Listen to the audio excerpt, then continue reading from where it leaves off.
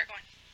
Good evening, ladies and gentlemen, and welcome to the Planning and Zoning meeting tonight, Thursday, August the 6th, 2020.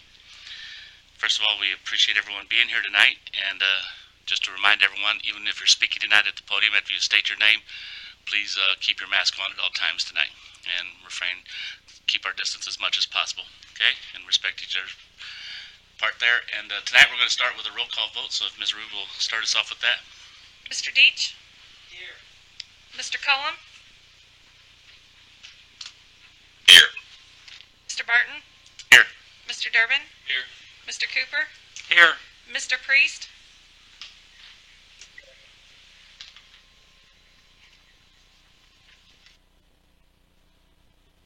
Mr. Priest?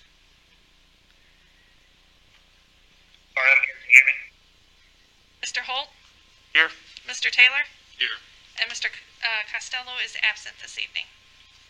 And Mr. Priest said here too? Yeah, Mr. he Priest, did. okay, I didn't hear that, so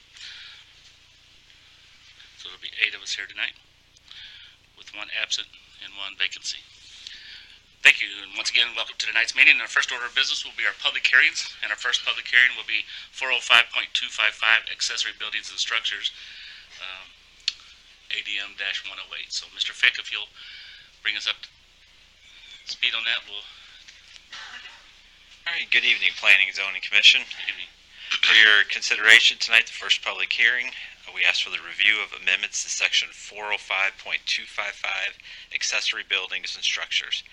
I ask that the ordinance of the City of Warrenton be made part of the record by reference, the comprehensive plan of the City of Warrenton be made part of the record by reference, and the packet shown as ADM-108 on the agenda be made part of the record by reference, which includes the publication notice of tonight's public hearing that was posted in the Warren County Record. Is there anyone here tonight that would like to speak on the 405.255 accessory buildings and structures for this evening? Hearing none, we'll close that public hearing and open up our next public hearing, will be Country Lakes Estate, Plat 1, Zone Change -62. Mr. Fick? All right, for the second hearing, we ask for your consideration of a zone change request for 11.98 acres, which includes 3 tracts of land located on Sunnyside Road. This includes 27932 Sunnyside and 27940 Sunnyside. Also, I received an email from the applicant requesting that the city amend her zoning application from R3 to R2. There was a concern that the 2 of the existing structures would not meet the requirements of R2, so that's why they originally asked for R3.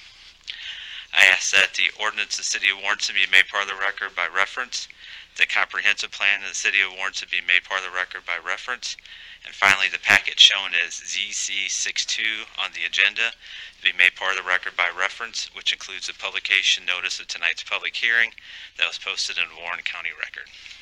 Let me start off then by asking, so has that change been made to R2 from R3 then? Correct.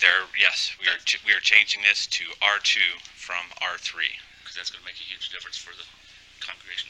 That's correct. Thank you. Anyone tonight would like to speak on the open public hearing tonight? State your name, sir. My name is David Avis. I live on Sunnyside Road, 28277 Sunnyside Road. I've lived on Sunnyside Road probably 45 years. So, appreciate the time to my point of view. I think this is more a meeting about, I can adjust this, more a meeting about Sunnyside Road's future than a development. I have nothing against the family, don't even know the people. Certainly have nothing against a developer wanting to make a buck, make a living. I'm all for that. But I think this request for R2 is even too dense of a consideration. So let me start off with this. So, Mr. Fick, you said that the designations changed.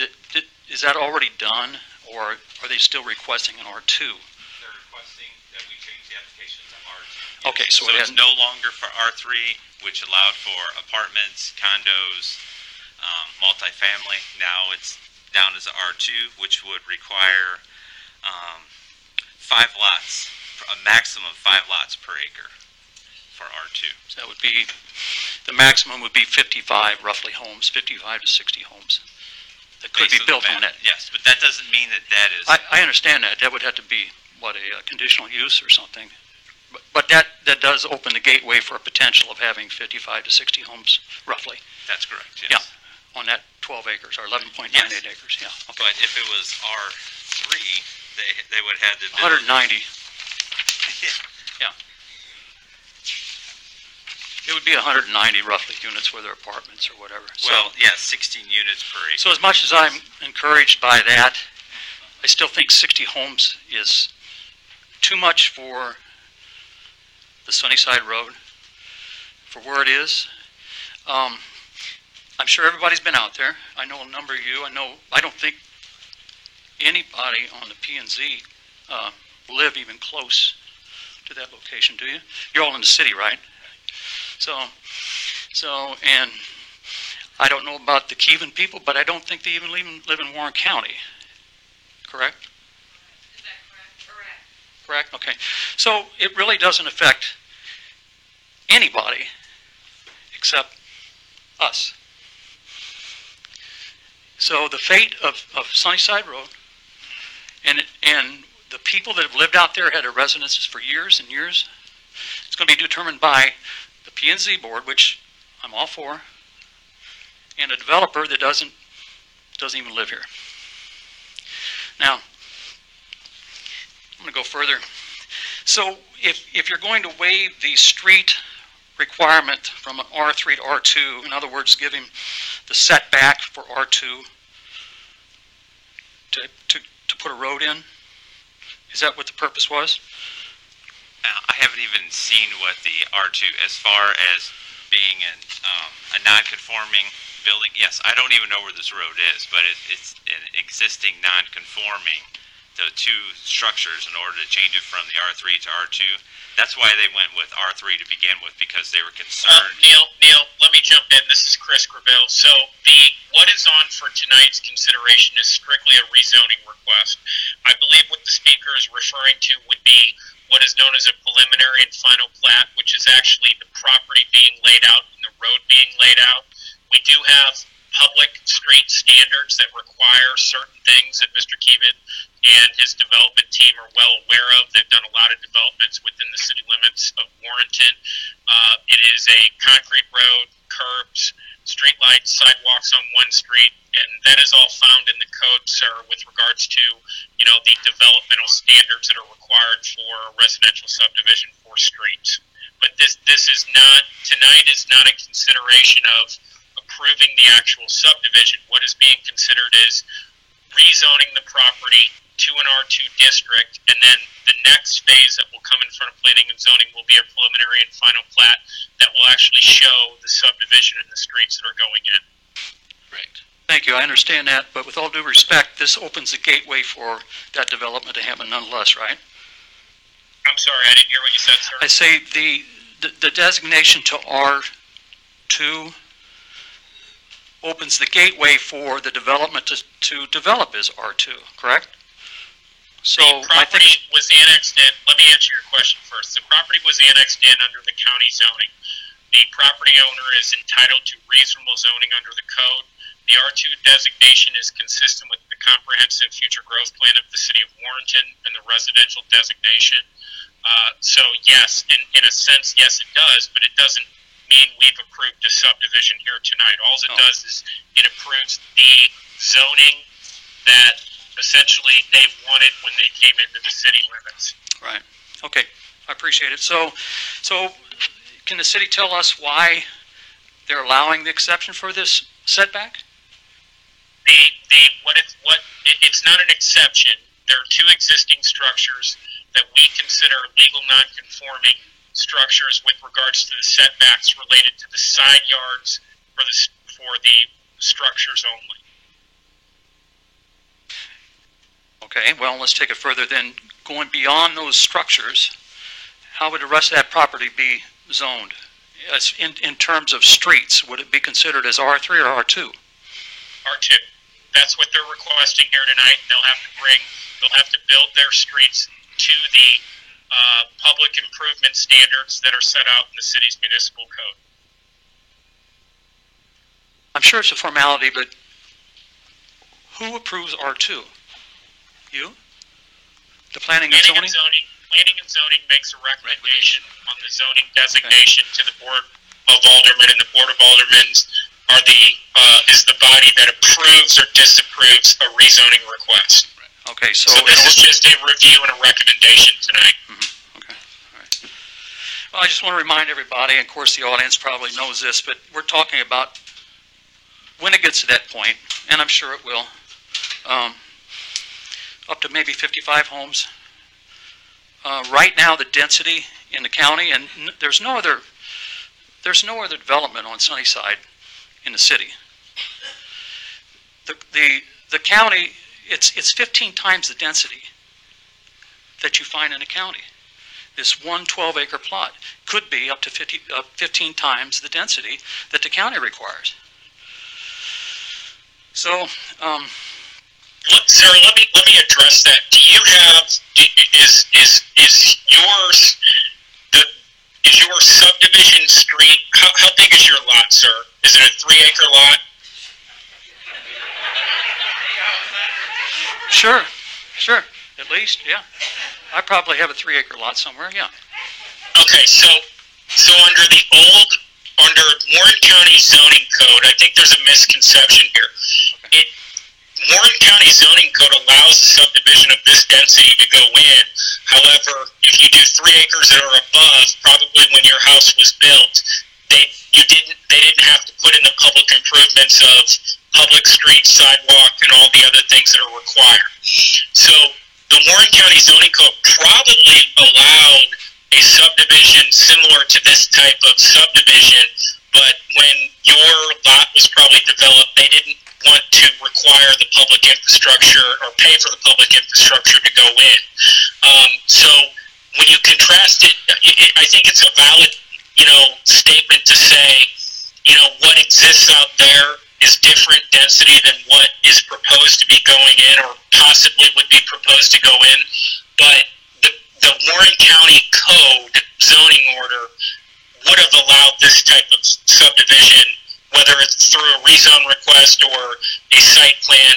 It's just most people that developed in Warren County kept the lots at 3 acres or more, so they didn't have to put in curb and gutter, asphalt or concrete streets, and sidewalks and whatnot.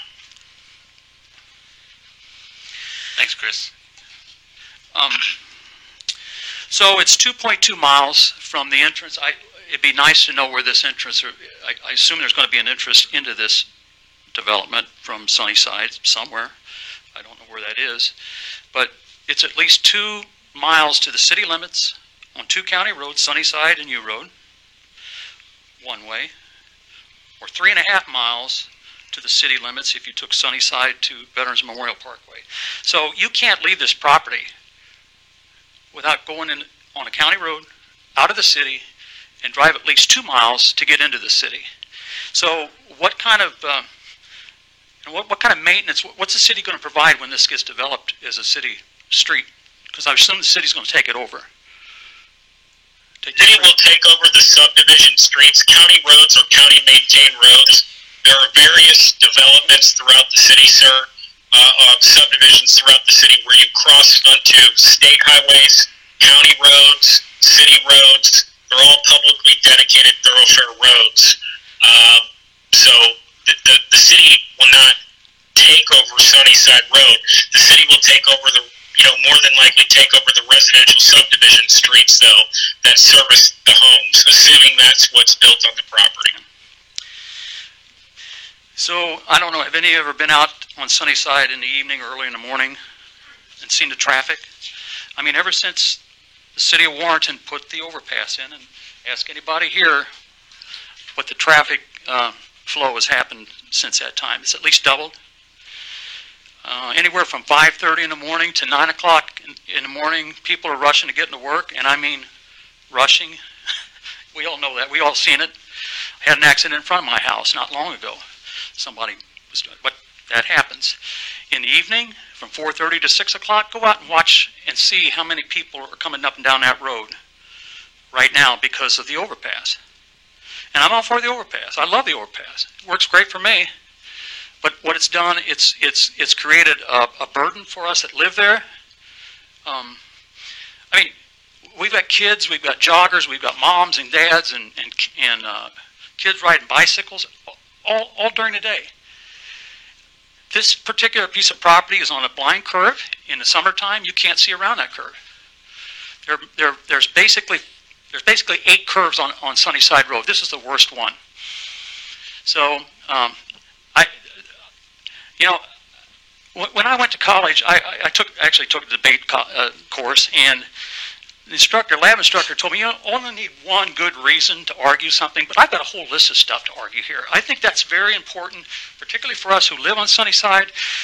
Again, decision-making being made by people that don't even live there. So I'll finish up here. The City of Warrenton has developed, as on your website, a preferred direction map and a future land use map that shows dotted lines into this property, stops at the golf course, goes across the railroad tracks to the north, across, I think, probably Chemco's property, from what I can see, with a proposed crossing, railroad crossing. So, City, tell the group here what the future plans, what that includes, if you would, please, or Mr. Grayville. So the comprehensive plan is essentially a plan. This is what we want it to look like. And as development comes in, that plan is adjusted, and as property is acquired, as development comes in through annexation and property is required, it is the city's goal to implement that plan. It is a recommendation. This is the best course to develop. It doesn't always develop that way. It'll be something that as future properties develop, some of the properties you discussed we know are not in the queue, if you will, for development. Those plans will be, there will be essentially a plan to implement those, and as those properties develop, to acquire those right-of-ways and work with developers to install those future thoroughfares and roadways. So the dotted line, the dashed line is shown on the future land use map. Are we supposed to just disregard that, not look at that, not even consider it, thinking maybe that's just something in the future we're hoping for? No, that's not what I said, sir. What I said was it's a plan that is adopted not by the Board of Aldermen, but the Planning and Zoning Commission. They're the planning and zoning. This is a zoning request. The planning element of the planning and zoning powers is to say, this is how we want to see this develop. This is how we hope to see it develop. It's not a disregard. Everything we do is to try to comply and grow in accordance with that plan and adjust that plan as different factors come in. The original comprehensive plan never had the second overpass that you stated earlier, that you love the second overpass. That was something that was an opportunity and a situation that came up for the City of Warrenton to implement that and put the rural king and whatnot, and so the comprehensive plan was adjusted to consider that. And a new comprehensive plan, which we try to do every 5 to 10 years, was written. So if things go right according to the future land use map and preferred direction map on your website, there will be a road connecting Veterans Parkway through Chemco, through a portion of Keevan's golf course into this property and tying on to Sunnyside Road. I just want to make sure, is that clear? Is that what the intent is? It's because that's what the recommendation is by the Planning and Zoning Commission for future development and access routes. So in that case, who would pay for that railroad crossing construction? Well, it can be a variety of different things. We've worked with we've done railroad improvements in the city with grants, community block development grants before, such as the railroad bridge, and we work with the railroad to get that done. If it is, for example, if the golf course were to go away and it was going to turn into a subdivision, we would, make it, whatever portion crossed that land, we would, we would put burdens on the developer to pay for paving and development of that roadway to service those areas of the road. The best way I can put it, and I think Planning and Zoning Commission will really understand this, is we get these segments of sidewalk that come in as developments come in, and eventually they connect up. Essentially what we do with roadways under the comprehensive plan, we either get portions of the roadway built by the developer if it's practical, or we get dedication of right-of-way or easements for development of the roadways, and we build these things over time like we do with sidewalks. You know, you have like North Highway or South Highway 47 is a great example. We had a portion, then a blank area, a portion, then a blank area, and then we finally finished off that entire sidewalk. That's essentially how you build these future roadways or planned roadways over time. Okay, so does anyone on the Planning and Zoning Commission want to tell us why this is a good idea to zone it for R2? Sir, this is not about being a good idea or a bad idea. Okay, all right. With all due respect, Okay. what it is it's an opportunity, and you've done a great job, and you've given some great comments. You've talked about the traffic concerns. You've talked about the density. What they are doing is reviewing this plan, the applicant's plan. They're the one asking for this and reviewing it consistent with the future growth plans and the annexation that brought this property in. Can this property be considered as R1? It could, but that's not what they've requested. I see, okay. So we're considering their request. It was originally in R3. There was a question that came up about some two existing buildings and how they will exist on a R2 plat. We researched it. We found out that, those, we can consider those legal non-conforming. You can make an exception. Which allows, Yeah. I'm sorry? If I understood right, it was like an exception you could make for them, correct? Legal non-conforming, basically that they existed prior to the zoning. So, it's a legal exception, not an exception I'm making for them. They're entitled to that exception. And that in having that discussion of why they wanted, because the staff had some concerns about the R3 and the density, similar to yours, and they have, revised their request to basically request an R2 instead of an R3. So does anyone have an idea where this proposed road into this property is going to exist? Is it between the two structures there? Is it to the east of one, or does anyone even know? Oh, I think we'll sir, let me back up here. You asked, does anybody even know? There's not yeah, go ahead. We have Mr. Bart Corman, who will be able to answer any questions later on. But I also, Neil, before you interrupt me, I also want to state to Planning and Zoning Commission and to the public speakers here tonight, we are not considering the location of a road right now. Right. The only consideration is the rezone request. And as Scott Costello has dutifully said, every time a rezone request comes in, you consider any and all uses under that use when you consider a rezone your request. Now, we can assume, as the applicant is represented, that it's a subdivision. You are considering general broad brush uses. You're not considering where the road is and how the plot is going to lay out. And I know Mr. Corman's here from Lewis and Beatty and is, to help assist with some of this, is trying to answer the questions, but the Planning and Zoning is not voting to recommend the location of a road. And I think Bart's going to share some information, as Neil said, about that. And we'll discuss, our part will come during the open meeting, not during the public hearing. This is your turn. Well, so I guess I'm done. I just ask the Planning and Zoning Commission to please consider what we're going to talk about this evening. Consider what the residents that live out there, not make decisions on it or own it, that live there, what their concerns are. And I'd like to say that I'd like you to consider a rezoning of this to R1, and in absence of that, then to reject R2. I'd like to ask you to do that. Thank you, Mr. Davis. Appreciate your time. Thank you.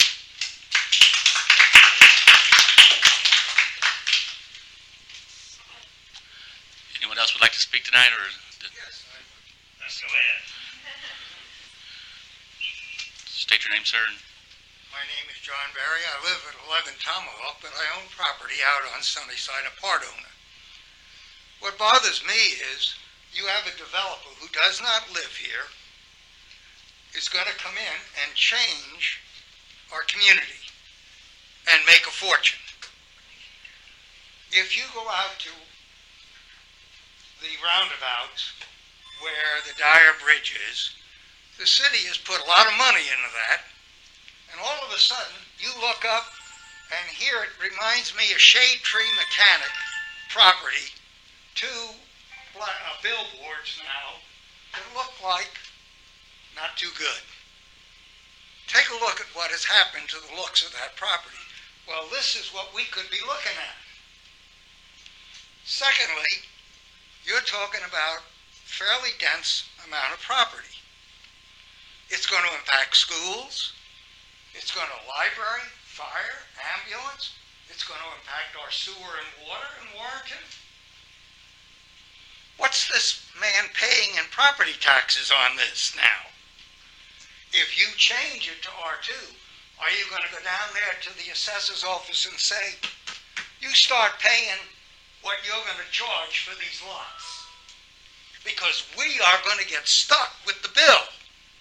And he's going to be gone with a fat wallet. And you and I know that. So this has a major impact on the property owners in our community by a person who owes us nothing after this is developed and he walks away. And you know as well as I do, as Dave Avis said, Sunnyside, it can't handle more traffic. Yet it's going to absorb it. And it is going to have a major impact on the families in that community.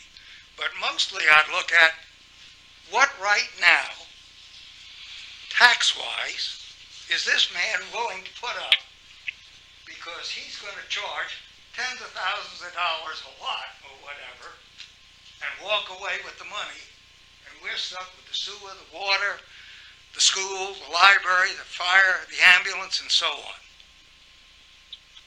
The rest of my case. Thank you. Anyone else? Sir?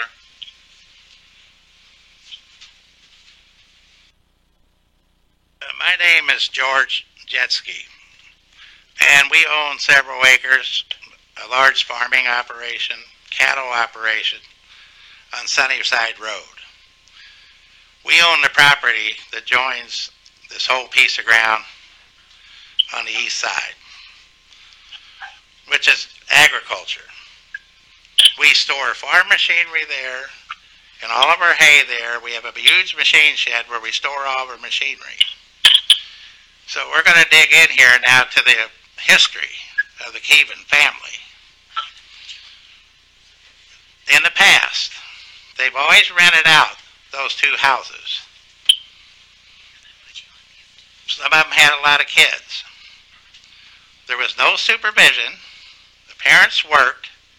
Those children were all over my property, making tunnels and hay bales, crawling on farm machinery, and even broke into our house that we have on there, a vacant house. And so on the west side of that piece of property, we leased that whole farm, and we planted the crops. So what's happened to the crops, the kids take bicycles and dirt bikes and ride around out in the fields and make tunnels and little tents and dirt piles and all things kids do. And it makes it very difficult to farm, plus the trash that they carry out there and leave in the fields. Keevan has made no effort to ever address that, like putting up some kind of a fence across divider between his property and our property. Okay, in addition, we farm all the land on Sunnyside. We have large farm machinery that we run up and down Sunnyside, and it's a narrow road right now. And we have to have a flag car in the front, one in the back. And one of the other things we're talking about, the traffic. In the last 3 weeks, and everybody on Sunnyside can verify this, we've had 2 different occasions where people have ran through our fences, knocked down our gates on our farms, and our cows almost got out here a week ago by Range Line Acres and Marks Crossing. Somebody ran off. There's so much speeding on that road. It's incredible. And so that is our main objection, is we're agriculture on both sides, and we would be willing to grant R1. But R2 is just totally out of consideration. The amount of traffic and trespassing and liability it's going to put on us. I mean, we've got big disc, 30 foot wide, with blades that are like razor blades. And you get these kids crawling on these discs and stuff, and when them fall off, they're going to get severely hurt. And who's going to have the liability? We are. And that's why I think you really need to take into consideration that you're in a highly agriculture area, that this doesn't need to even be there. They own lots of property in other areas of Warren County. They need to stay over there and develop that first, by like they told me 2 weeks ago. We own all kinds of ground over by Walmart, from Walmart all the way to Highway W, which is right there in a location where it'd be more accessible for everybody. We really don't want to be disturbed on Sunnyside Road. I've lived there my whole life, and you know, if somebody runs through the fence, you get some cattle out on the road, we got a lot of liability, especially at night. And so I wish you guys would really please consider our option of maybe R1. We don't really want any, but we'd be willing to do R1. But R2 is just going to be too much population and too much traffic. Okay, thank you.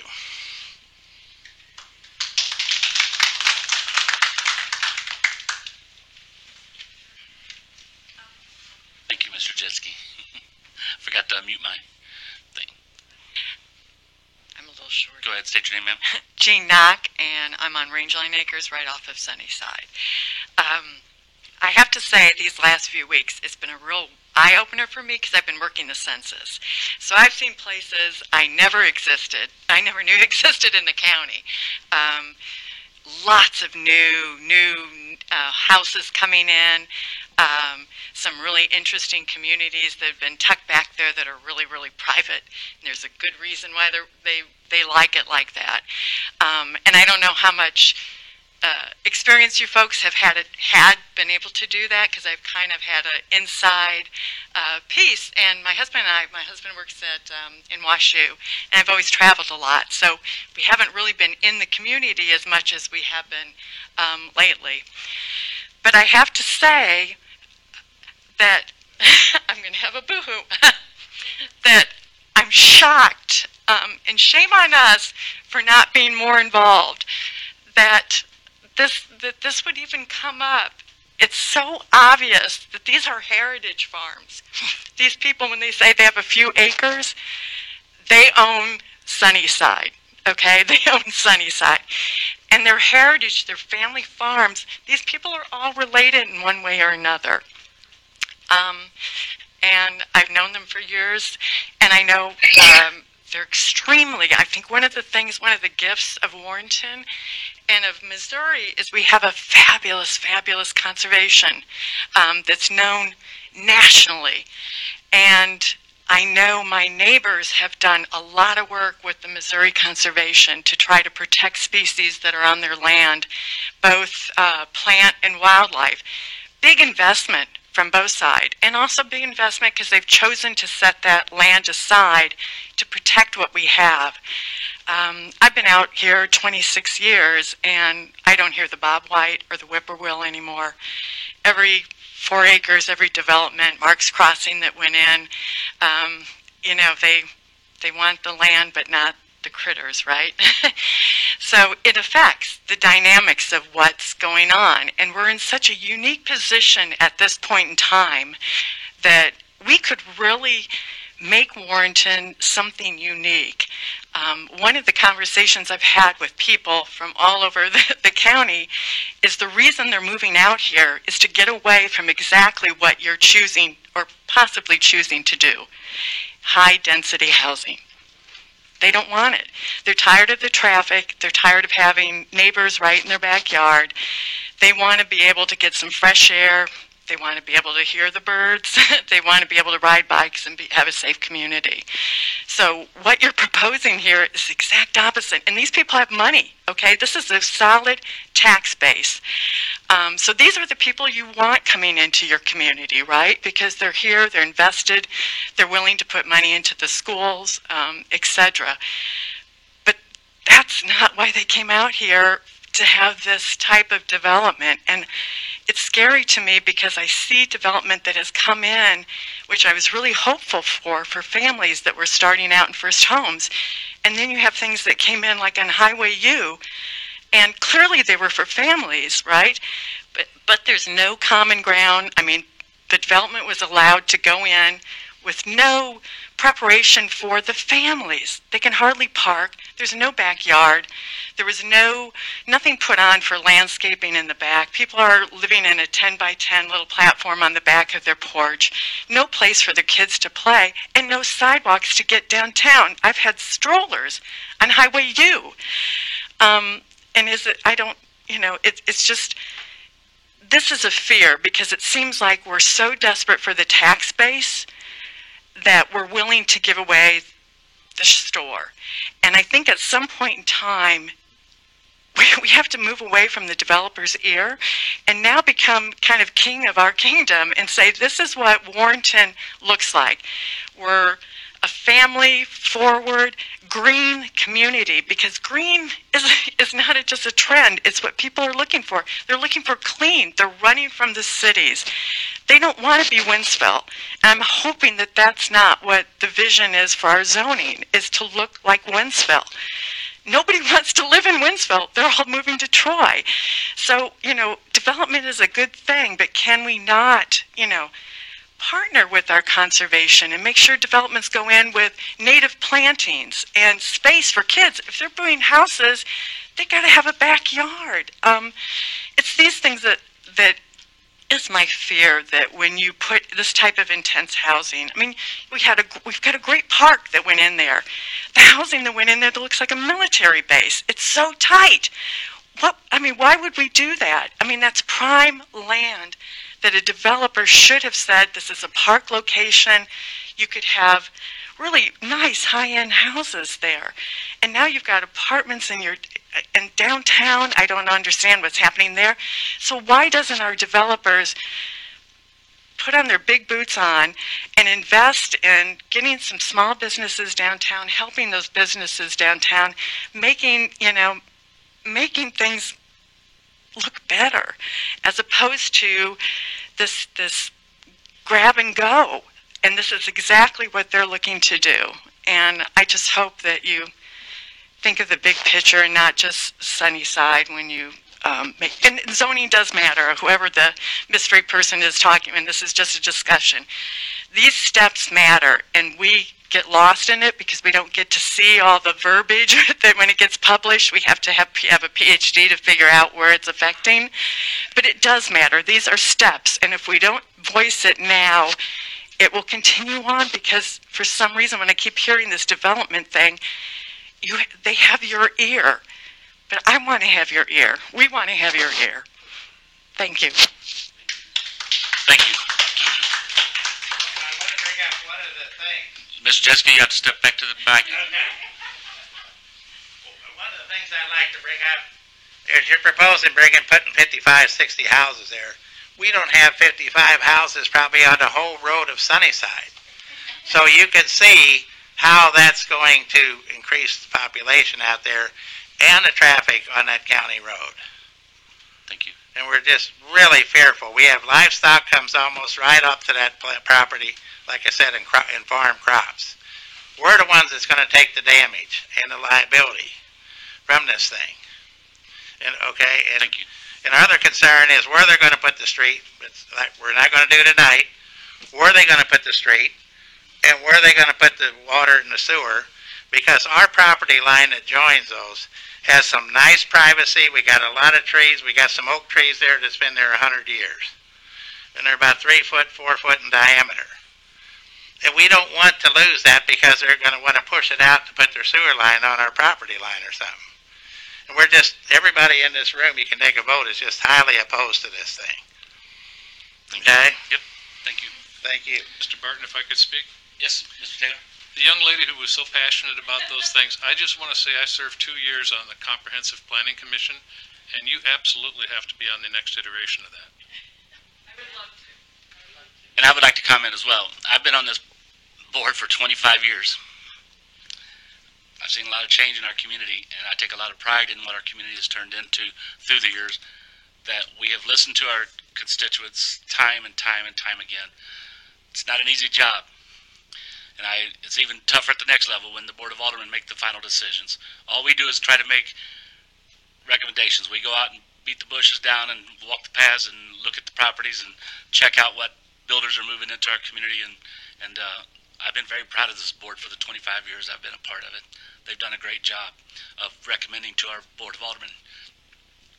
Our planning and zoning officers, Mr. Fick's been with us about a little over a year now, I guess, give or take 2 years, has come in. Every time we get a new one, they have to learn what has been done, and Mr. Fick has done nothing but amazing jobs. All the staff here at the city works their tails off. We do take into consideration everything you guys say, promise you. But we are looking out for our city, the growth. You know, you hear it from both sides. I will address the houses down, which is across the street from me. You know, everybody says, well, we don't want to build in our backyard. No one wants anything built in their backyard. Get on this board and you'll find that out. No one wants it in their backyard. I think we've done a really good job with that, though, because when I moved in here in 1989, there was no place for me to live. Someone that moves out here with affluence could probably move out here and find a place to live. A young teacher in 1989, there was no place to live in this community, if you remember those days.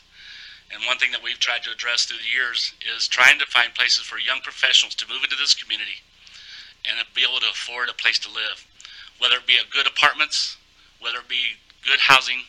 And I think that's something that we accomplished with that tract of land there. Sure, we'd all like to see the big mansions, and that would help my property value, sure.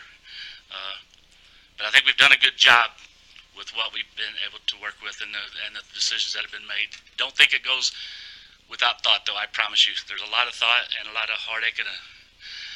I lose sleep over it. Now, I don't even make the final decision, so I bless those that have to make those decisions. But thank you for your passion, Sunnyside folks, and coming in and speaking to us tonight. I know several of you called me on the phone and we discussed things. But again, this is a recommendation board. It's not the final decision. You'll have another opportunity, whatever is decided tonight, to go and say your piece one more time to the final decision makers, okay? Saying that, does anyone else have anything to say during the public hearing? Because once we start the regular meeting, we'll just discuss it ourselves and won't have anyone talking. Go ahead. State your name, man. Debbie Cherry, and I live on Rangeline, and I'm not as eloquent as everybody else, and I had to write mine down, That's so I'll just read it. But I agree with everything that everybody has said, and I'm very opposed to having that many homes in that area also. And because the properties along Sunnyside and the neighboring subdivisions have 3 acres, and most of these people have multiple acres. I mean, and we did enjoy less traffic, noise, and a degree of privacy that, you know, that we paid for. And that's why we live there, and that's why people want to live there. And I just don't understand how development with 59 or 60 houses right in the middle of that is going to fit into the area. And our homes and acreage that are out there are kept by owners. You know, they spend a lot of time and money keeping their places nice. And some of the families have been there for generations, and they have a deep interest in preserving the integrity of their property and the wildlife. And I'm not opposed to growth either, but I'm opposed to the wrong type of growth. And if it's a forward-moving city, I think we should try to develop properties that are going to enhance the areas that they're close to. Thank you. Thank you, Mrs. Chair.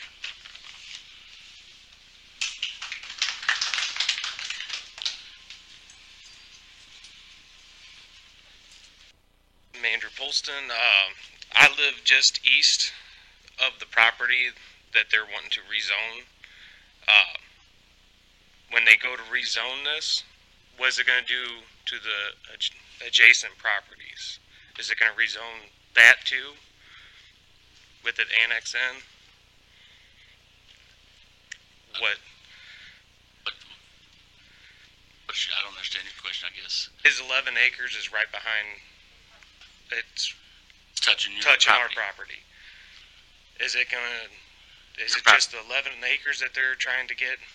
Yeah, it's just what's been annexed into the city. Those three. You keep saying three. I thought it was two. Sorry, there's 3 tracks. The 2 addresses, because those are right on Sunnyside. There's 3 tracks total. It comes up to 11.9. Yes, only the 11.9 is going to be affected by the rezoning. That 11.9 is behind those 2 tracks up against Sunnyside. It's all 3. All both three, of those, including those both of two. those with the Including those two address and the additional. Okay. Hold on, I'll tell you exactly. Now, what the, they do have, there's a lagoon that is back there behind those 2 houses. What are they going to do about that? There's a, That'll be a question for Bart here in a little bit. We'll bring that up. If you post your question to me, and I'll write it down, and I will bring it up. they have a lagoon between those 2 houses. I don't know if it's a shared lagoon for those 2 homes. Okay. yeah, that 5.9. All I see is right there. So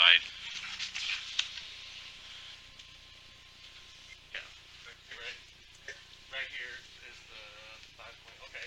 See, my property's right here, and their lagoon sits right here. yeah, the rezoning won't affect that. Whenever they decide to build, then they will address that. But yes, but the rezoning. But no rezone. Whenever they rezone that, it's just going to be their That's chunk. right. That's yes, right. yes, Okay. it doesn't affect your property at all. Okay. For the rezoning. Thank you, Andrew. Appreciate it. If you look right here, this is the property that we're talking about, S&J Farms here, where all the machinery and all the hay bales. Dan's lived out on Sunnyside for years, so he can verify some of this. Over here is all land that we farm. Right. Where the crops are. And so this is where we're talking about all these houses. Sure. And the thing we're also thinking we need to look at here, if we're talking about 60 homes and crowded up like that, we're going to be talking about lower income housing. So what do you get when you get lower income housing? Okay. A lot of traffic, a lot of kids, a lot of trespassing. One thing I did not bring up is we have so much trouble with trespassing people wanting to go hunt and go shoot deer on our property and sneaking in. And we're just always terrified we're going to get a cow shot or something. Okay? Right now we have a problem with another place north of town, Endora Estates. We farm all that land around Endora Estates. And the parents with this COVID are all working. The children are out of school and they're out of control. They're riding dirt bikes, 4-wheelers through our cornfields and our beans, just running things down. And that is the trouble we deal with, and that's a high population area right there. And the police, we call them, and they said, well, there's nothing we can do. Our hands are tied. We can't touch them because they're minors. Okay, so thank you again, and I appreciate me getting up here so much. Thank you, Mr. Jetsky. All right, last call. Anyone else before we start the meeting? You can have a question. My name's Megan. Step up to the microphone and state that, please. Megan Polston. I'm Miss Poston. Are there this whole track, all of this, Total, yes. all the way up here behind his house too, behind Scott? The total, yes. Okay, I just want to make sure they were rezoning all of it, not just Yeah. even his house, not. No, yes, those All- 3 tracks. okay. Yes. Thank you. Thank you, Miss Poston.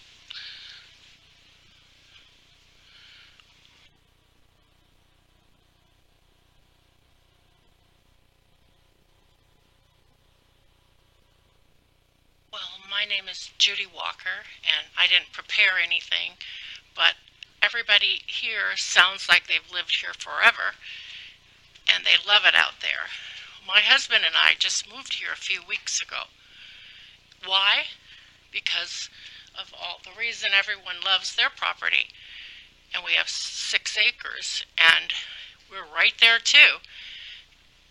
It'll devastate us, you know. we'll probably not live there very long if that happens. We moved here to get away from population. And I thought we would live here. This would be our last move, you know. So I would hate it if this goes through, just like everyone else. Okay.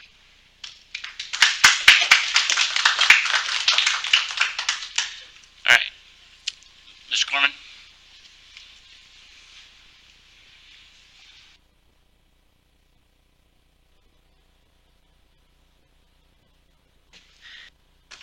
Thank you. For the record, Bart Corman, Lewis and Beatty, Surveyors and Engineers. Yeah, so what's in front of us tonight is a rezoning request of some property that was just recently annexed in. Purpose of the reannexation is basically to get to a residential zoning to do a residential development. Originally, the request was R3. It's now R2. So the density questions, yes, the zoning allows a certain density. However, this property won't quite get to the maximum density by any means, but it is being proposed about 37 lots. Just for that information that's out there. I know that's not the question in tune today, but I know it's a question that a lot of people have out there. So the Keevan family who is on Zoom, Mr. Keevan, his daughter Lisa, I know is on there. They're here by computer. But anyway, they want to present this development in the right way, in the right manner.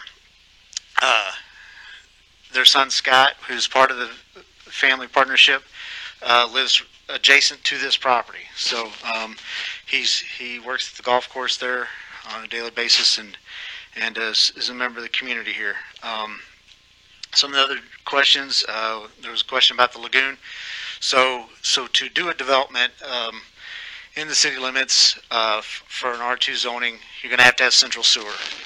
And so we're going to have to bring sewer up through the golf course to serve this property and to serve all these lots. And so then there won't be a need for the houses that are there to be on a lagoon. And so they will be connected to the central sewer system. They will have to pay all the tap fees and all the requirements to do that, just like any other development in the city to do that. But the main question here is what's this property, what's its best use, and what can we do with it, and to help the city grow and to supply residential lots for builders to sell to people that want to come to our community. If you guys remember, for the last 10 years, we've had plenty of extra vacant lots sitting around the community for a long time.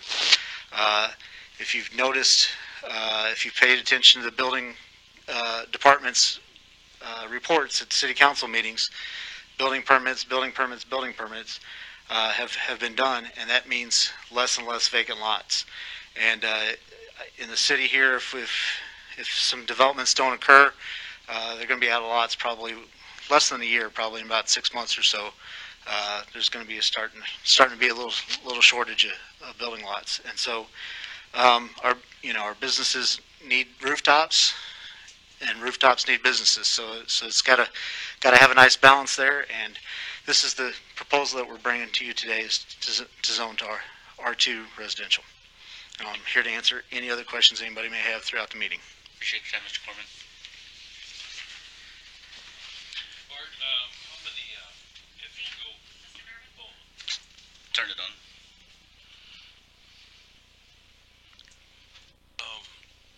So you're saying about 30 some houses. If you was to go down to the R1, how many houses? R1, I believe, is a 1 acre minimum. So you could only do 11 houses maximum density with that. There is a big density difference between the two, and that's something that Warrenton hasn't had, that growing pain like Wentzville. If you ever go and do a zoning meeting in Wentzville, there's like 5 or 6 different zoning categories for residential with some different density. So here, all we have is R1, R2, and R3. Originally, we started at R3. We heard there's quite a bit of pushback and concern about multifamily. That is not the intention, is to do multifamily, so we went to the R2. Thank you for that. Mr. Davis? So it's August 6th, and that's the intention today. What about an hour from now? Right. We always take that into consideration. Or next week? I don't really get excited about 37 homes. I do know, and this is, these people are going to develop however they are allowed to, but there are two pieces of property. Excuse me, Chairman. Can you tell me who's speaking? I can't see, so I don't know. This is David Avis. This is David Avis, 28277 Sunnyside Road, Warrenton. First speaker? Yes. Who's that? That's Mr. Goodall. No, okay. I didn't see you either. There's two pieces of property right there that abut to his golf course. Perhaps there's an option, an idea that access can be gotten onto this property from the north or from the east. It hits Cemetery Road. Just a thought. He owns all the property there. Maybe it shouldn't be limited to off of Sunnyside. Maybe he could develop that as R3 if he has access into it from his own property, coming off of I don't know what the name of the road is, but. That's right. As we look at those, that's exactly what will happen in the next step once. I understand. I just want to point that out. Sure. Yeah. Yeah, but I did want to follow up from Mr. Corman's comment. That sounds good. That's the intention. I heard intention twice. That's my intent. My intention is to go home tonight. I might not make it home tonight. Okay. And we've always, as a board, we've always taken that into consideration. But Mr. Costello's not here tonight. Trust me, that's his forte.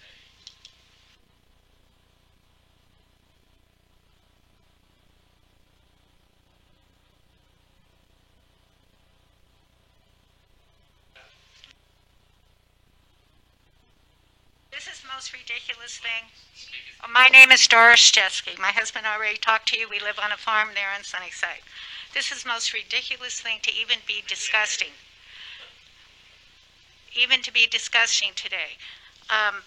We have a lot of responsibility, and we are very concerned about this because I have horses, cows, chickens, everything, you name it, because we live on the farm. We have people who go up and down Sunnyside, jogging, walking, having their animals and everything. What is happening here is not taking any of this in consideration.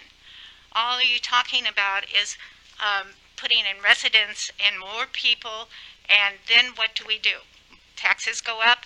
We have all this consideration. This is the most ridiculous thing I think that's ever been suggested.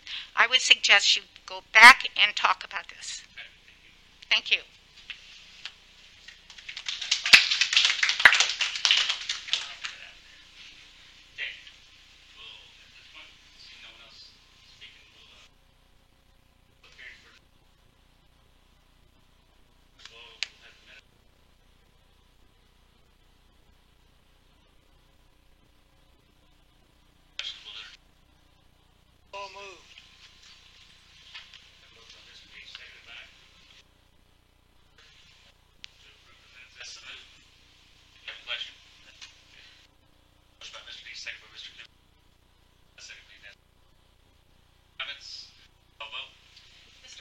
Yes.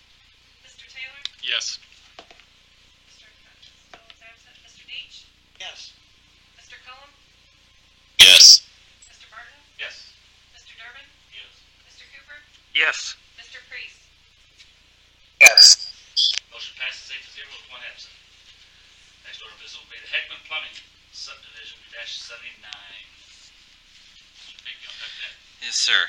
Okay. On 6/26/20, an application for subdivision approval was submitted to divide a plat at 508 West Boones Lake Road into two smaller lots.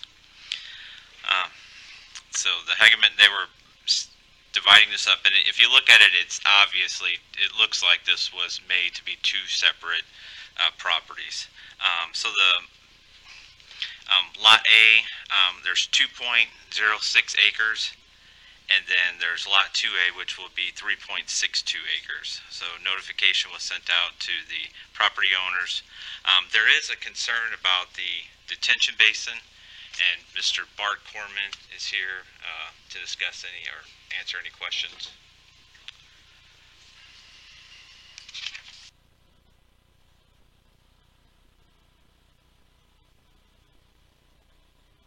For the record, Bart Corman, Lewis and Beatty, Surveys and Engineers. I do have Dan and Linda Jordan back here, one of the partners in the property. I don't know if Paul or anybody else is on Zoom, but anyway, yeah. So they got the plumbing building, and they got the lease space building, and dividing it in two so that it can transition from the plumbing company to the next generation, the family business there. And so we're dividing it down through pretty much a natural divide, but also where there's an existing easement there. I have to look into the detention pond on whether or not we do an agreement between the two lots, or we do some common ground, an association or something like that. If that's it, I'm going to have to look up the research on that and see if it was intended. I believe it was built just for the addition to the plumbing building, but I need to look at the calculations and see if it's for all of it or how that's going to work. So may request a contingency that's addressed for the city council meeting, but it's pretty simple to divide it to. It's got frontage and their own entrances on Highway MM. And that's the only concern that the city had is. And they'll address that before, if he addresses that before he goes to the city council, then that will be fine? Yes, sir. Is that the only concern you could think of? Yeah, and I'll answer any questions anybody may have. Okay, thank you. Folks, we need to take it outside, please. Gentlemen, we need to step outside. If we're going to talk, we need to step outside, please. Thank you. Okay, back to the board. Yes, sir. Back to the board. Does anybody have any questions or comments for Mr. Corman here on the Hageman Plumbing Nest subdivision?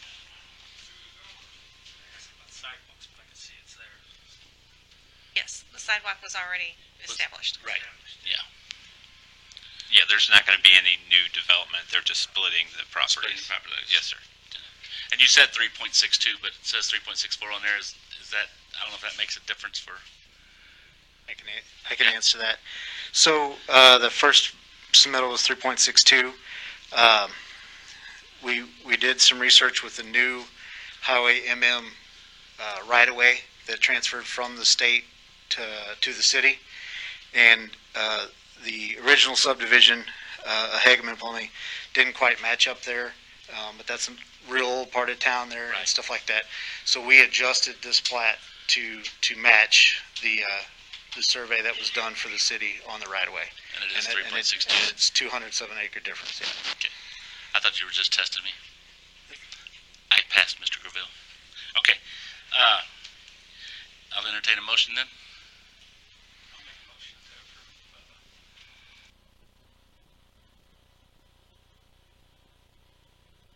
We have a motion by Mr. Cooper, second by Mr. Durbin to approve the Hageman Plumbing Subdivision -79 with the addition that Mr. Corman will check into the detention pond before the Board of Aldermen. Is that correct? Yes, sir. And the calculations needed therefore to make that legal. So, any other questions or comments? Roll call vote. Mr. Durbin? Yes. Mr. Cooper? Yes. Mr. Priest? Yes. Mr. Holt? Yes. Mr. Taylor? Yes. Mr. Deach? Yes. Mr. Cullum? Yes. Mr. Barton? Yes. Motion passes 8-0 with one absent. Next order of business would be the 405.255 accessory buildings and structures amendment 108. Mr. Fick, you want to talk about that again? Yes, we're just asking for your review. Sorry. Asking for your review to the change to, or for the amendments to 405.255, and this is regarding solar panels and the accessory buildings and structures. We're wanting to add a height restriction. So solar panels, so ground-mounted solar panels are not to exceed 6 feet in height as measured from the average grade at the base of the structure to the highest point of the structure. And that is it, yes. And I think Planning and Zoning Commission, I think it's important to kind of give you guys a little background about, this is Chris Gravel, City Attorney, about why this came up, why we are introducing this legislation, is we've had some companies that have come in wanting to do, we've had quite a few companies that do roof-mounted solar panels, which are perfectly fine, but sometimes the way the house is positioned, you cannot get sufficient solar to make it the cost-benefit analysis work. Therefore, we've seen some proposals for ground-mounted solar panels, and when we looked at the code, fortunately it hasn't been an issue yet, but when you look at the code, the ground-mounted solar panels, the way they're treated as accessory structures under our zoning code, and the way it reads right now, they can have them all the way up to I believe the roof line. Is that correct, Neil?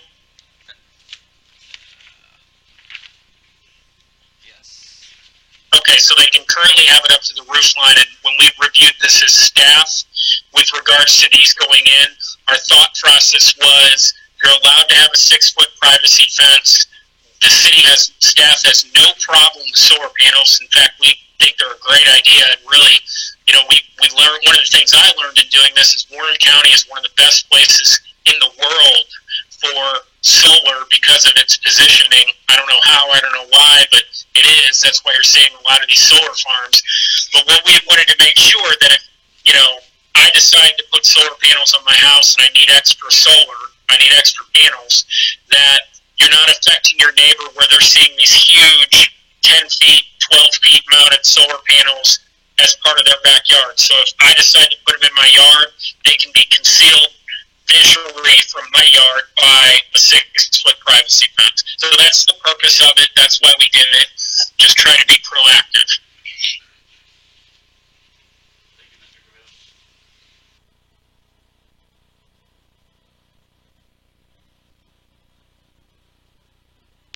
Move we approve the amendment to section 405.255, accessory buildings and structures, to provide a height requirement for installation of new solar panels. Second. To approve 5.255 accessory. Questions or comments? Although? Mr. Cooper? Yes. Mr. Priest? Yes. Mr. Holt? Yes. Mr. Taylor? Yes. Mr. Deach? Yes. Mr. Cullum? Yes. Mr. Barton? Yes. Mr. Durbin? Yes. Motion passed 6-0.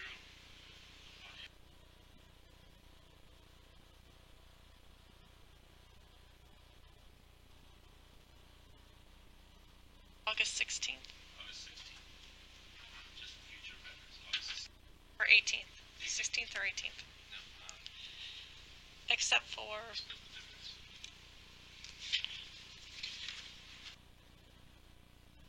let's say it's the 18th. I think it's the 18th. Tuesday the 18th. Yeah, that's the 18th.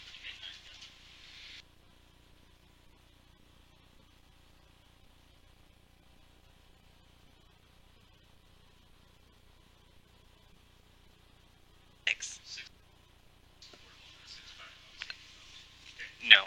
Now, for this, now what we're going to do is we're going to change, because I'm going to send out additional information to show for the change for the R2 change. So I'm going to send out another hearing notice. So because of the hearing notice, I've got to give additional time. So if we're talking about the Country Lake Estates plat, that will be on 9/1. So we'll be back here on 9/1 at 6 o'clock.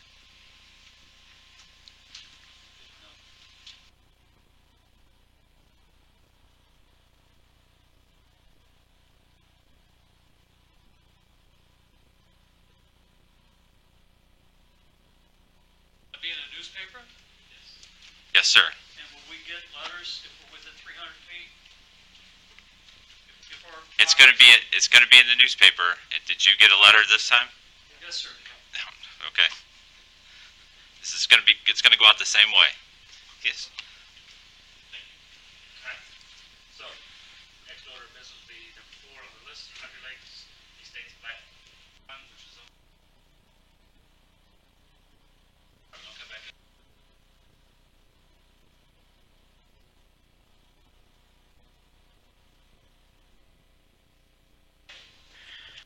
Sure. For the record, Bart Corman, Lewis and Beatty, Surveyors and Engineers, here to answer any questions on the rezoning request.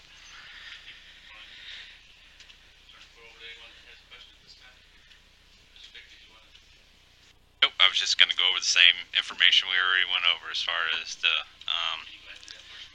yes, sir. So, 6/23/2020 request was filed for a zone change, which is going to allow the 11.98 acres on Sunnyside Road to be changed from agricultural to the amended R2.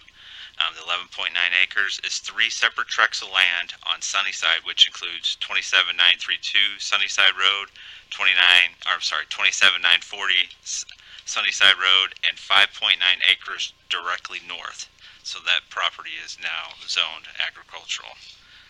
So, as we discussed, those 3 tracts are going through the zoning process.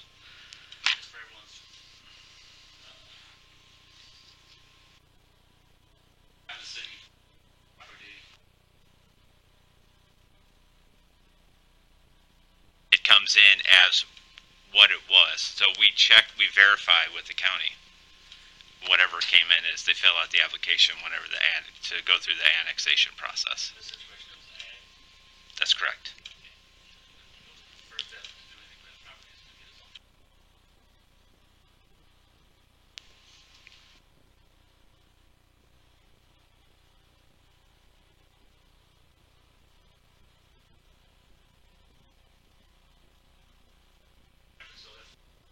We get that.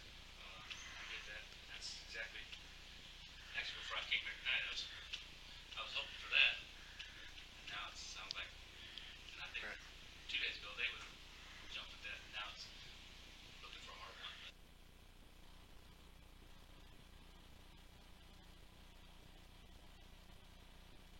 Let them decide that. Because we're changing this to R2 when it's Exactly. documentation. It has to be That's why correct. The hearing is going to be, it's going to go out as R2. Right. So that way the documentation, it shows that the application they required. Thank you. And that makes, yeah, we have to make sure it's a legality thing. So, but let's go ahead and ask questions at this time of Mr. Corman while we have his attention here tonight, and so we can head off some of the issues that maybe the Board of Aldermen will have at the same time.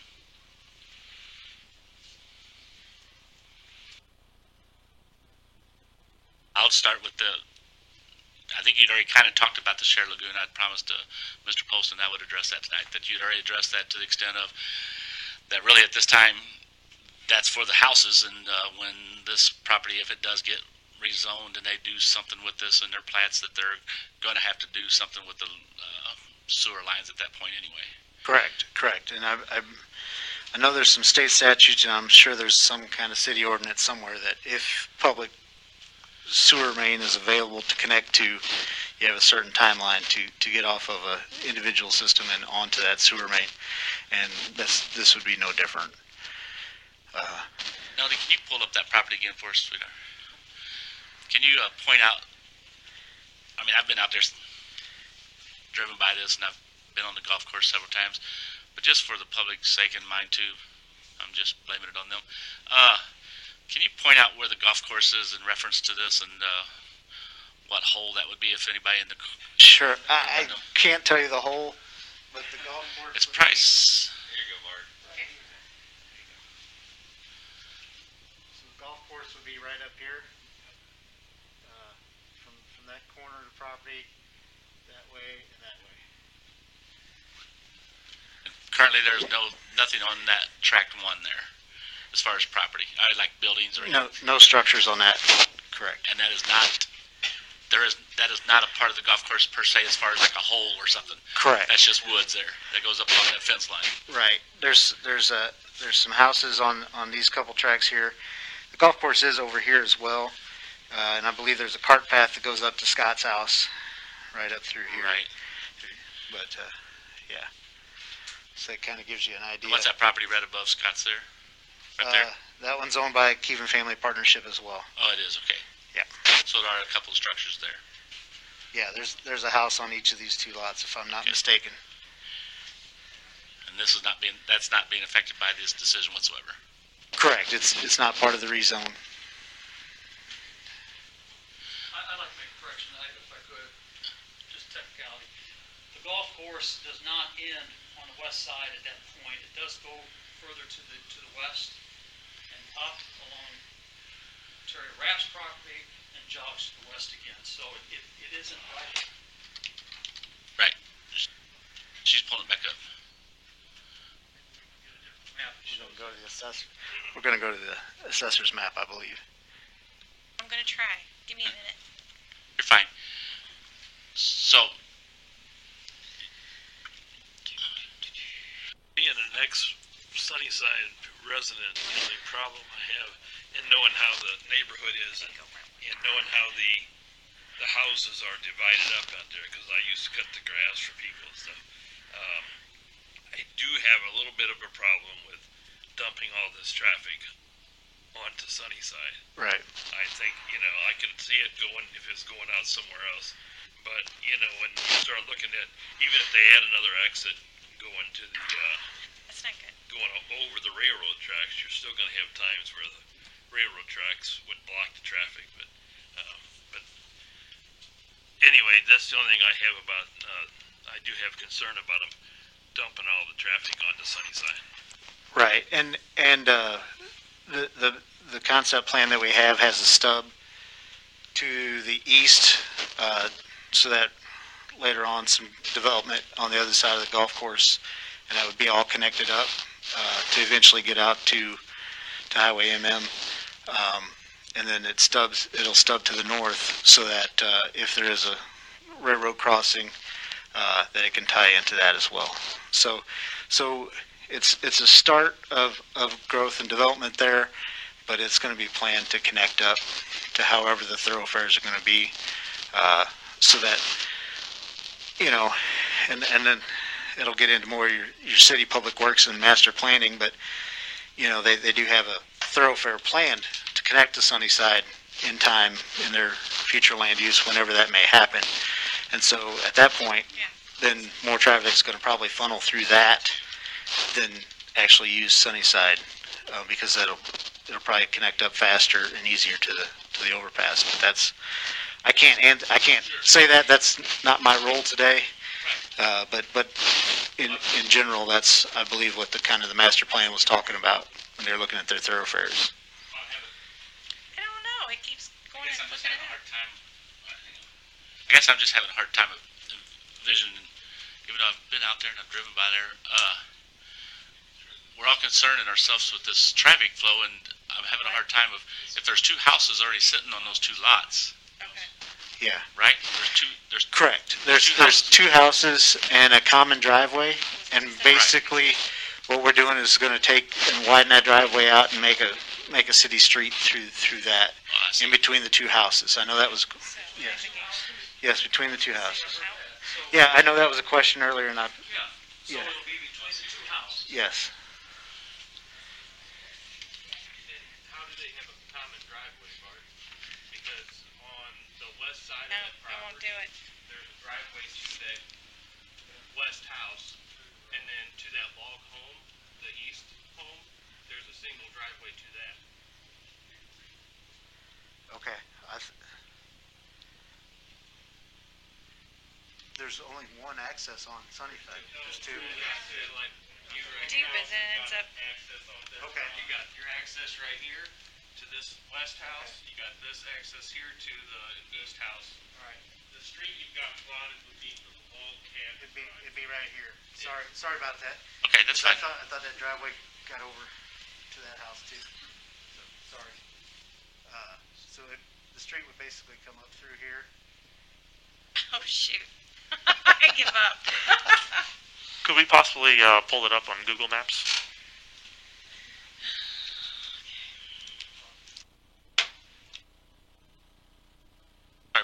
please. Everybody knows the property lines. Three of those houses in on those are one that Scott lives in. Right. I don't know if he owns that one or not. Which one? The one past, two past Scott's. Two past Scott's. If we could add satellite too. That would be Mr. Everhart. How do I get it to go to satellite?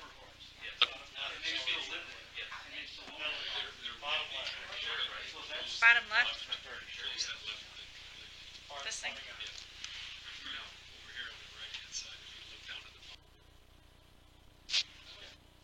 Oh, right there, yeah. One to the far right, left, yeah, the one to the far. To our public on Zoom, if you're not following us right now, we're trying to find a picture of the current map location. We just had a couple of questions, so we're being patient. I asked the question of where this property was in relation to the golf course, so we're trying to look at that in more detail to discuss. So go ahead, Bart. So here's the corner of the golf course here, and this is that property right here. So from that top line of the trees right there, all the way to the sunny side is give or take 12 acres, a little less. Right. And it's just a skinny all the way back to there. Right. Google even already has Scott's cart path as a road, which I wouldn't be driving on that with a car yet. But when we get to that juncture, that's a discussion that we could have in the future of. Right, in the Ingress, preliminary egress. plat process. Right. That'll be some discussion. I know we're not speaking. That Westwood Drive is also a private drive. Correct. Right. Right. What's in front of us tonight, though, is just whether or not we recommend this to be R2 from Ag. Is this in front of us tonight? Mr. Durbin, you had a comment earlier. Would you like to address that again, or? You need me to repeat it? Yeah, just for curiosity's sake. I guess I'm on. I was just concerned about the Sunnyside Road, where we're dumping the traffic out on the Sunnyside, as opposed to a different area, because I said I know, and I know also that most of the houses on Sunnyside, the lots are bigger, so I would prefer something that's not as even though we going down to 2 instead of 3, I'd just like for it to have the houses spread out a little more. That's my thing. Thank you. So, anyone else on the board have some questions at this time?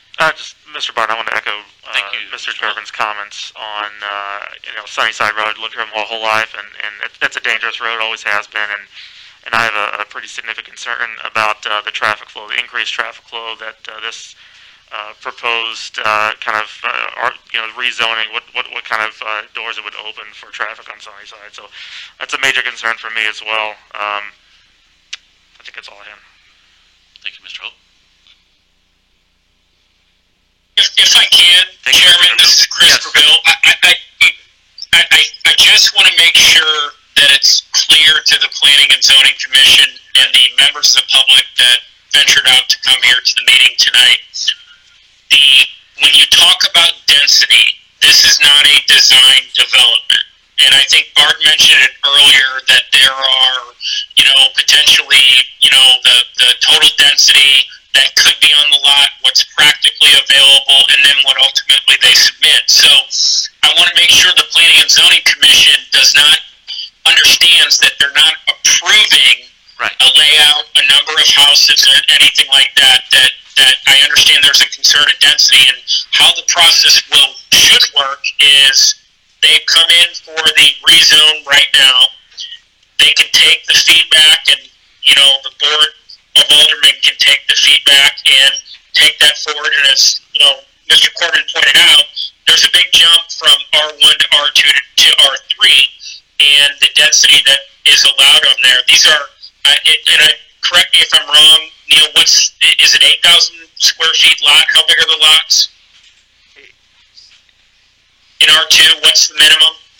8,400. 8,400, yes. Okay, so you have an 8,400 square foot lot, which I think most people would say is a good sized lot. We have a higher minimum lot than a lot of cities do.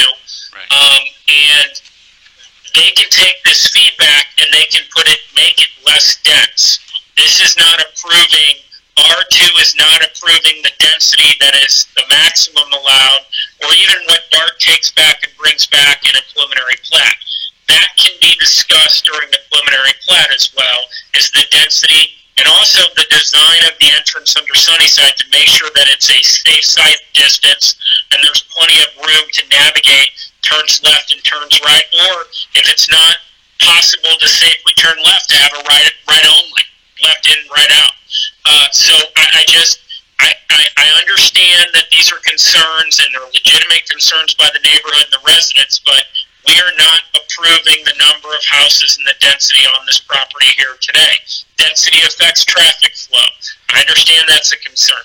I don't believe that there's any traffic study that's been done to say it's overtaxed or rated in any way, shape, or form. So I think it's really positive to give feedback in considering a recommendation to the Board of Aldermen that you are concerned about maybe even the 37 homes. Is it possible to go to 35 or 30 or less homes on the property? But we have to make sure that we're considering the rezone request, which is a use. And remember, a property owner is entitled to a reasonable use under our code. That we are considering what is feedback and what are grounds to deny the request to rezone or recommend a denial of the request to rezone. So I just want to make sure that's clarified. And if there's any questions to the Planning and Zoning Commission, I'm happy to answer. Thank you, Mr. Graville. And from a board standpoint, so far, all I've heard though is, and Bart, you can correct me if I'm wrong, that at least, and I've heard the other side too, but at least it already sounds like these people are willing to work with us up front already, it sounds like. So again, our job tonight is to just consider the use of the property itself, and then we'll approach those other questions as they come about. Does anybody else have any questions about Country Lakes Estate Plat 1's, the zone change 62 from agricultural to R2?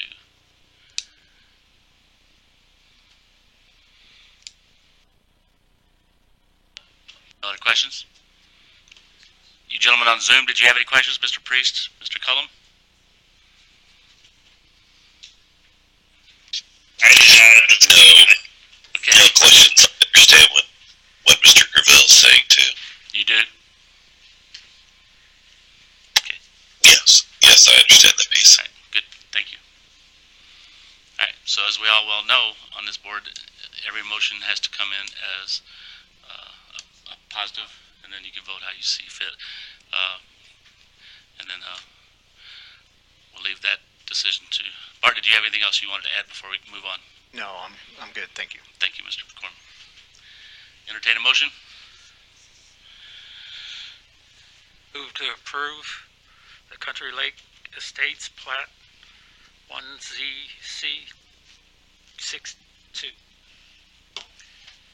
Second. We have a motion by Mr. Cooper, second by Mr. Taylor, to approve the Country Lakes Estates Plat 1 Zone Change -62 from Ag to R2. Any other questions or comments from the board? Roll call vote. Mr. Taylor? Yes. Mr. Deach? No. Mr. Cohen? Yes. Mr. Burton?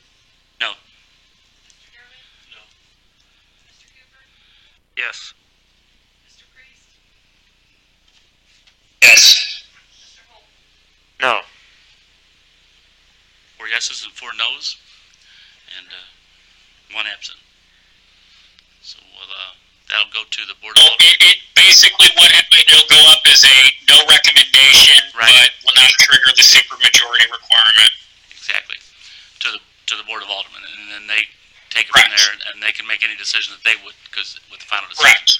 And I think we've given them some good info tonight. And again, thank you to the audience for coming in and voicing your opinion. We want this. We want energetic and passionate people in our community that care about our community, and I think, again, as a board, we do the best that we can to do that for our city and those that are around us. So we appreciate everybody. At that time, I'm going to close the meeting and turn it over to Mr. Fick just for a few minutes, and then we'll adjourn everybody very quickly. All right, the only thing I have to do is I have a new business that will be coming starting next month. The Gypsy Moth Quilt Shop is going to come over at 614 North Highway 47. That's all I have. Yes, sir. That's it. Anybody else have anything for the good of the group tonight? So moved. Adjournment. All in favor, say aye. Aye. Thank you. Have a good night. Thanks for everybody. Thank you. Yeah.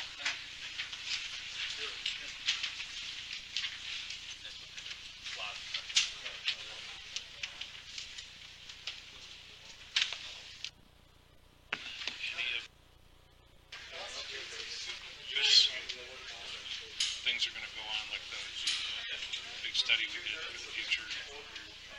The recommended. The comprehensive plan. Yes. The comprehensive plan. Comprehensive. Yes. Is there a plan? Yes, we have a plan. It's actually on our website. Plans are as far as updates, because I want to get this lady on. No, we. Just as needed. I don't know. And usually that is contracted out. It was on the left. Okay. Yeah, and I wasn't here for the comprehensive plan, so. Okay. Yeah, so as of right now, I just know that the discussion is that we need to update it because we have to address the property that we're annexing again. Yes, it'll definitely be announced. It'll be announced at the planning and zoning board because you guys will know first. Yes, all right, you're welcome.